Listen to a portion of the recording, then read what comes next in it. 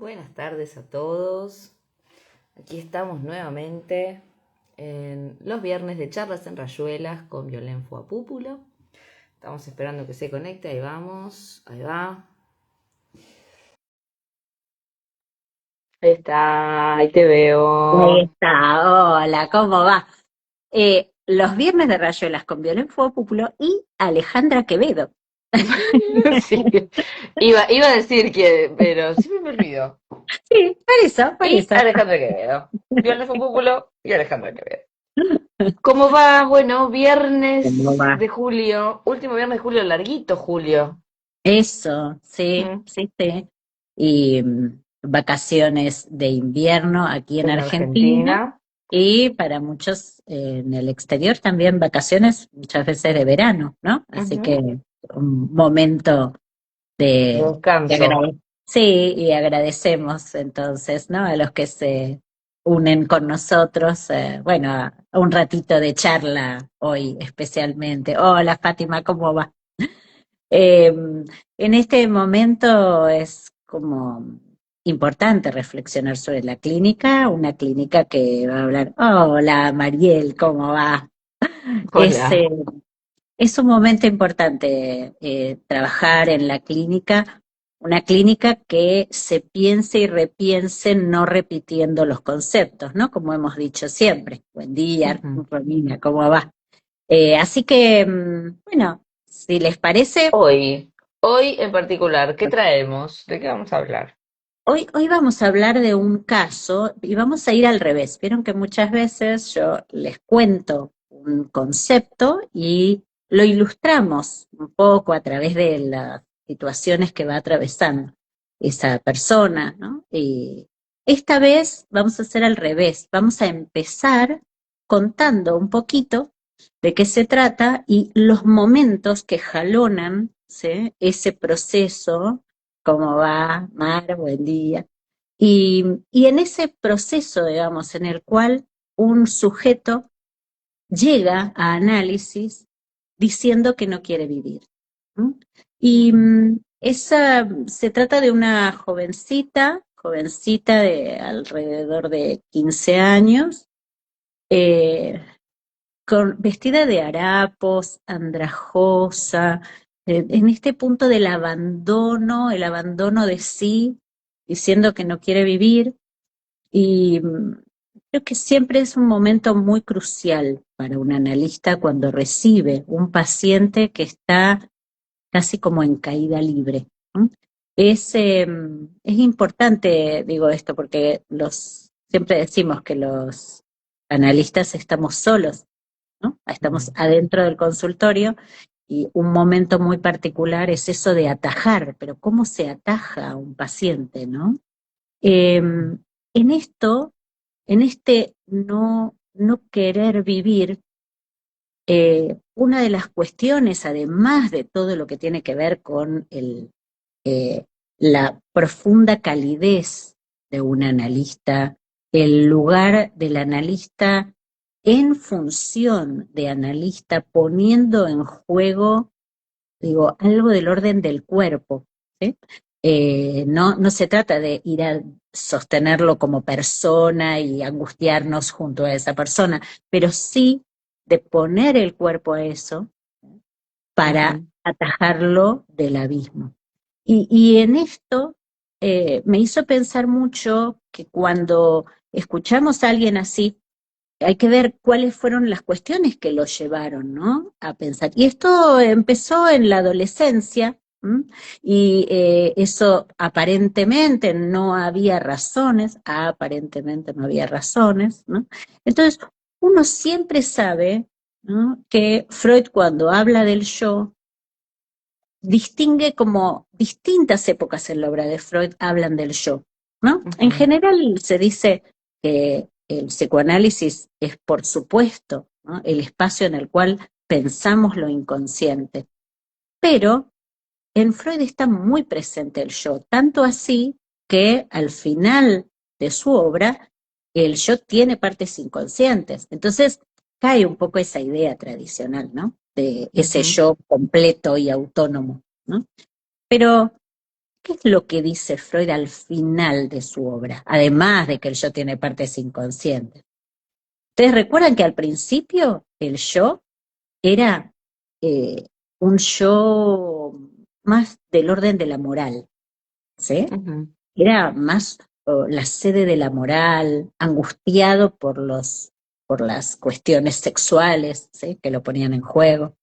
Después, ese yo pasa a estar libidinizado, ¿sí? Y es el yo que se enamora de los objetos, ¿sí? Es el yo de la libido. ¿M? Pero al final de la obra de Freud hay algo muy importante que él dice, y es que el yo inicialmente no existía. El yo era el ello. Y esa cuestión es importantísima. No se le da muchas veces suficiente cabida a pensar mm, qué significa que el yo inicialmente era puro ello. ¿Mm? El ello es el reservorio de las pulsiones. Yo siempre les digo, ¿no? Estamos siempre con Ale, esta idea del caldero hirviente de los cuentos de hadas, ¿no? Entonces, está caliente, digamos, ¿no? Esas en mm, movimiento. Lo pulsional está muy fuerte.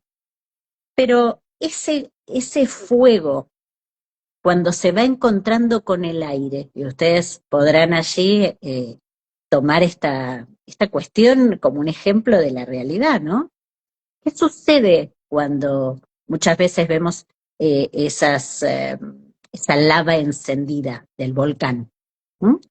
¿Qué sucede mm, cuando el volcán, bueno, erupciona y se va secando con el aire? Aparece una costra, ¿sí? Una costra que tiene la forma de esa lava que era. ujú, Eso es el yo.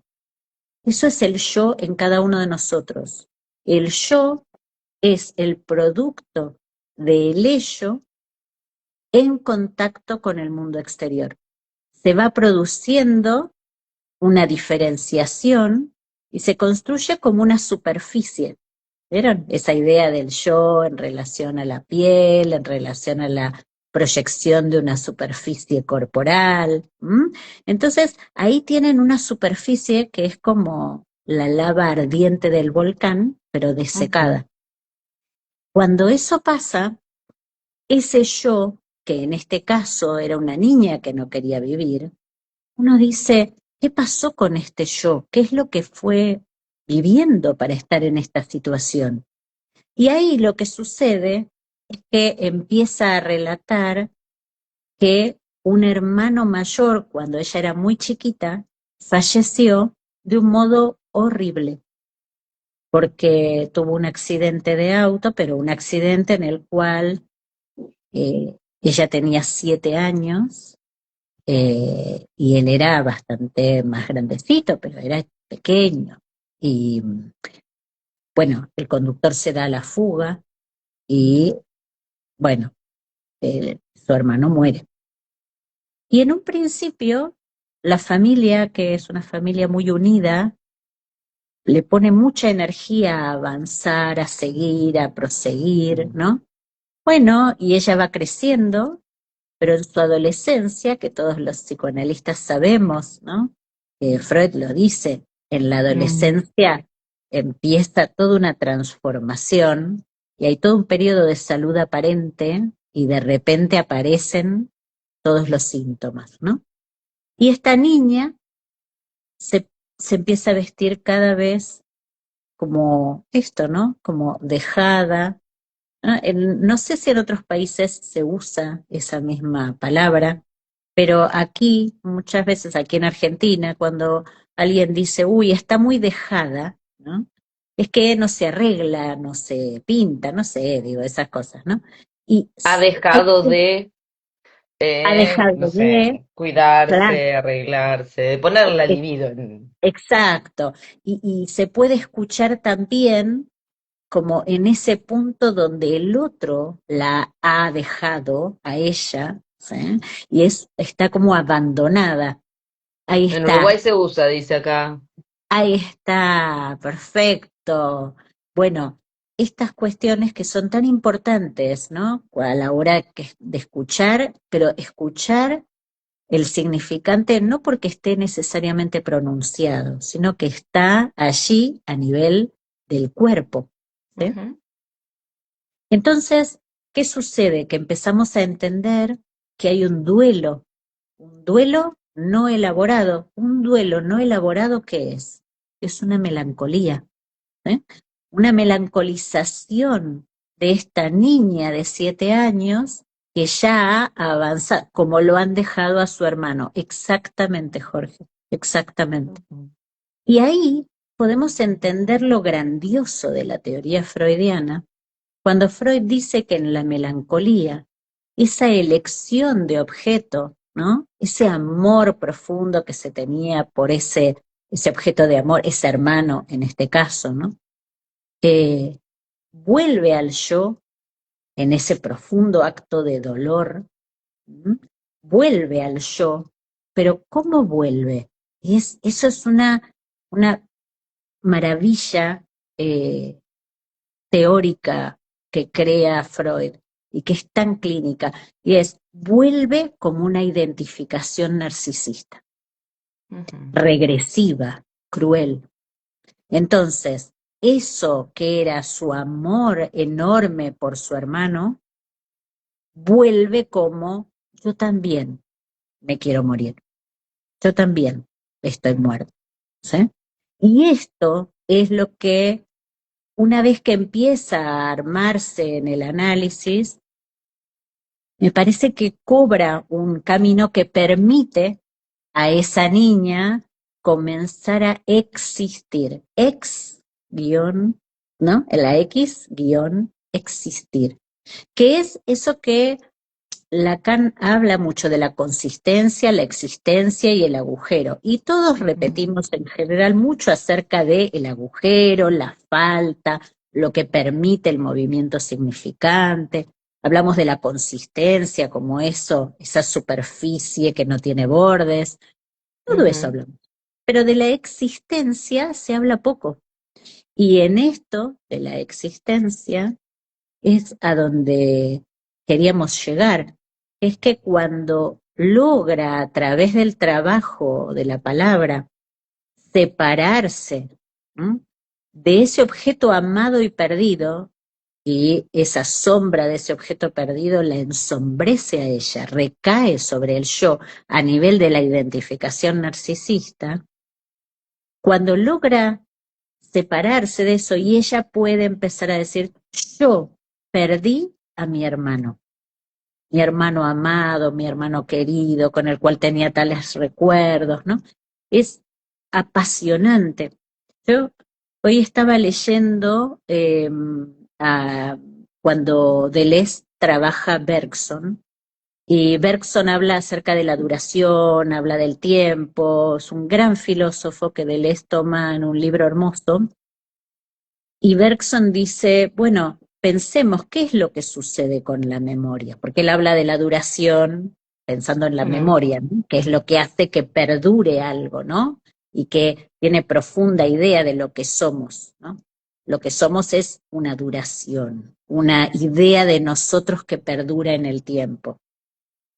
Y Bergson dice, en el momento que estamos en nuestro presente y recordamos algo, no es que nos vamos para atrás, es que damos un salto, al modo de Kierkegaard, un salto, y aparecemos en ese pasado. Y ese pasado, Bergson es es el primero que habla de virtualidad. Imagínense hace cuántos años, mucho antes de ujú, esta realidad nuestra, ¿no? Donde la virtualidad y el mundo virtual y todas esas cosas son como muy comunes. Eh, Bergson es el primero que ubica ese punto donde cuando vamos y recordamos ese pasado, nosotros dejamos de estar en el presente y quedamos tomados por ese pasado actualizado. Fíjense que es muy cercano a cuando Freud en los escritos técnicos habla de la repetición y la transferencia, ¿no? Y dice, se actualiza una parte del pasado, pero toma al sujeto por completo. Y de repente estamos viviendo en el pasado y el presente se desarmó. Mm. Esto que sucede en la melancolía, donde esta niña no podía tener existencia, no podía tener existencia, porque ¿quién existía en ella?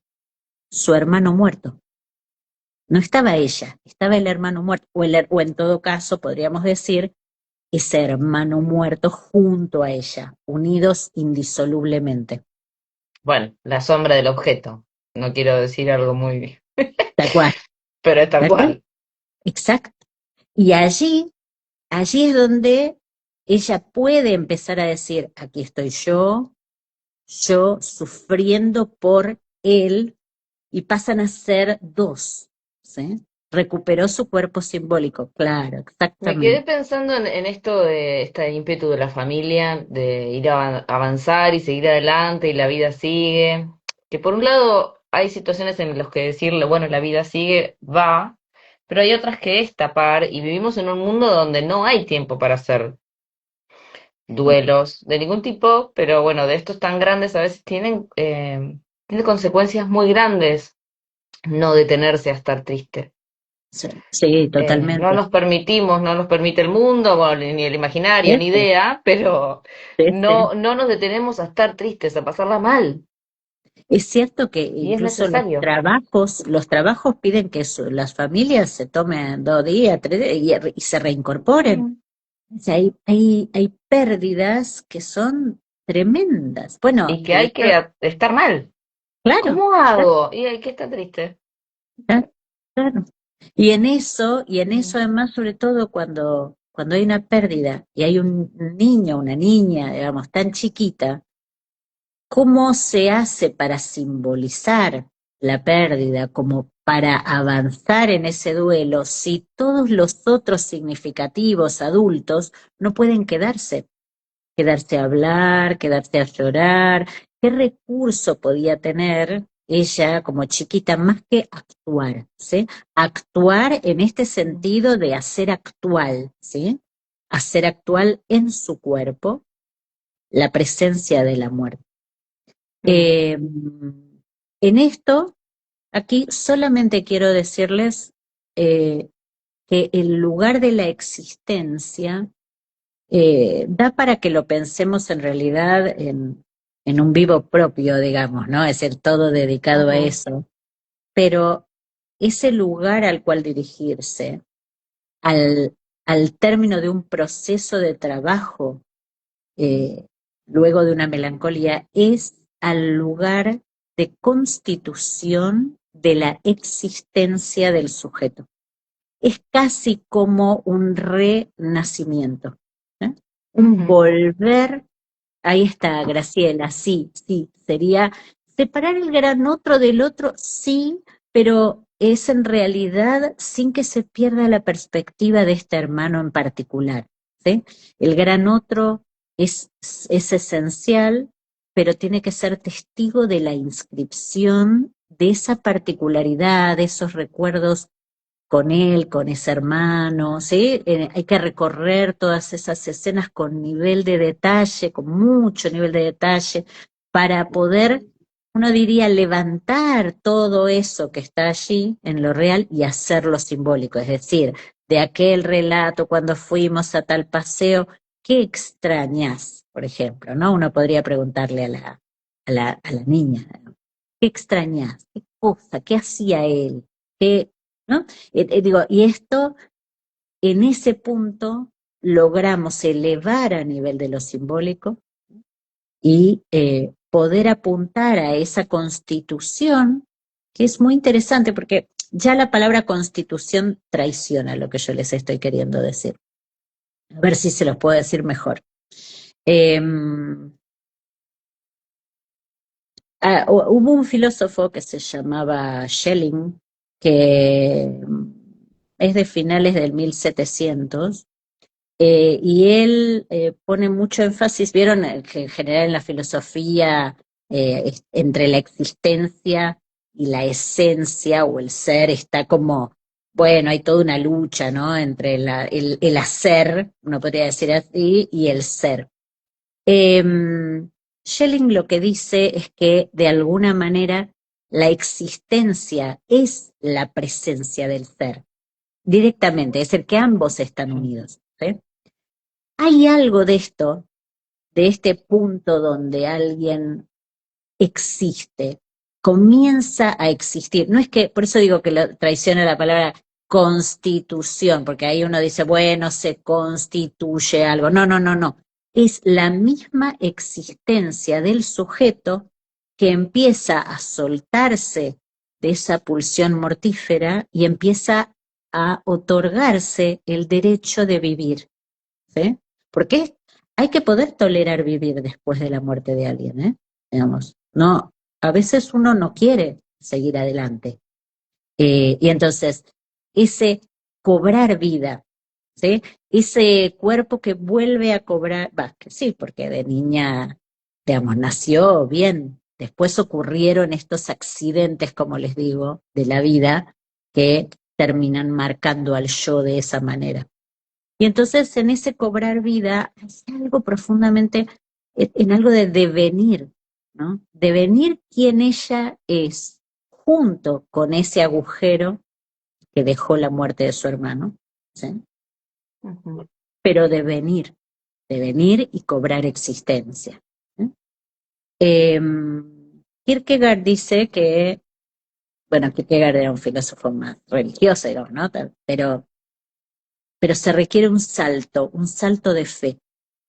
Y hay algo en estos pacientes, tienen que dar un salto, y es cierto, dar un salto de fe por sí mismos, digo, de fe en ellos, ¿sí? En que ellos van a poder después de la muerte de alguien querido, ¿no? Que, que tienen derecho, que es posible, ¿no? Que es posible querer vivir aún así, ¿no? Pero eso es de la mano de la elaboración del duelo, de haber podido recuperar todo eso, esos recuerdos y esas marcas del otro, ¿no? De ese objeto perdido y tenerlas en el interior. Y ahí sí, ¿no? Autorizarse, uno diría, a cobrar vida y seguir. Así que bueno, eso es, me parece que por hoy, nada, me parecía que hablar del yo y el yo en estos términos, ¿no? En realidad se me ocurrió recién, lo de la lava y del volcán. Me parece Bueno, pero es que súper atinado, me encantó, es que es tal cual. Por ahí uno podría decir un callito, pero la lava y el volcán es mucho más lindo. y Como el también da yo en cuenta de relación al cómo, ello se arma. claro, y da cuenta también de cómo las formas distintas que cada uno de nosotros tiene, ¿no? Y cómo Ujú, esa lava del volcán se seca y toma una forma diferente según las historias que cada uno de nosotros haya tenido, ¿no? Así ujú. que, así que bueno. Bueno, gracias a todos por conectarse, por estar. Nos vemos el viernes próximo a la misma hora. Es. Y gracias, Violén, por tu claridad como todos los viernes durante tantos años. Y gracias, Ale, siempre por acompañar y la claridad que ella tiene también. Sí, sí. Bueno, Nos adiós a vemos. todos. Cuídense.